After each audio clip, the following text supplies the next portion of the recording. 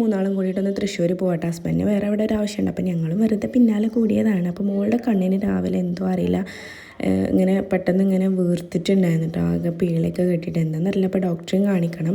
അങ്ങനെ ഞങ്ങൾ തൃശ്ശൂർ എത്തിയതായി ഈ ഒരു ഷോപ്പ് കയറിയിട്ട് എനിക്ക് അങ്ങനെ ഓരോ സ്ഥലങ്ങൾ കാണിച്ചു തരാണ്. പണ്ട് ആദ്യം ഹസ്ബൻഡ് തൃശ്ശൂരായിരുന്നു വർക്ക് ചെയ്തിട്ടുണ്ടായിരുന്നു. അപ്പോൾ ഞങ്ങൾ അങ്ങനെ ഓരോ ഈ ഷോപ്പ് കയറിയിട്ട് ഞങ്ങളിങ്ങനെ ഫുഡ് ഐറ്റംസ് ഇങ്ങനെ ഓരോന്ന് മേടിച്ചിട്ട് വട പഴംപൊരി മോൾക്ക് മേടിച്ചിട്ടുണ്ടായിരുന്നു. പിന്നെ ചിക്കൻ ചില്ലി അങ്ങനത്തെ ഐറ്റംസൊക്കെ മേടിച്ചിട്ട് ഞങ്ങൾ കാറിലിരുന്നിട്ടാണ് കഴിച്ചിട്ടുണ്ടായിരുന്നു. കാരണം പുറത്ത് നല്ല വെയിലാണ്, അത്യാവശ്യം നല്ല ചൂടുണ്ടായിരുന്നു. പിന്നെ അവിടെ നിന്നൊക്കെ പോന്നിട്ട് ഇതാ ഈ ഒരു കേക്കൊക്കെ മേടിച്ച് തന്നിട്ടുണ്ടായിരുന്നു. ഇപ്പോൾ ഈ ഒരു സാധനം മേടിച്ചിട്ടുണ്ടായിരുന്നു കേട്ടോ. ഇത് ഒരു രസമല്ല, ഇതിൻ്റെ പുറത്തെ സാധനം ടേസ്റ്റ് ഉണ്ടായിരുന്നു, ഉള്ളിലത്തെ മസാല ടേസ്റ്റ് ഉണ്ടായിരുന്നില്ല. പിന്നെ ഞങ്ങൾ ഫുഡ് കഴിക്കാൻ വേണ്ടിയിട്ട് കയറിയിട്ടുണ്ടായിരുന്നു. ഇങ്ങനെ ഒരു ഷോപ്പ് കയറിയിട്ടുണ്ടായിരുന്നു കേട്ടോ. ലാസ്റ്റ് എന്തൊക്കെ മറ്റേത് മറിച്ചത് വേണമെന്ന് പറഞ്ഞു കഴിഞ്ഞാൽ ലാസ്റ്റ് എന്തായാലും മന്തിമൊക്കെ എത്തുള്ളൂ. അങ്ങനെ ഞങ്ങൾ അൽഫാമ മന്തിയൊക്കെ ഓർഡർ ചെയ്തിട്ടുണ്ടായിരുന്നു.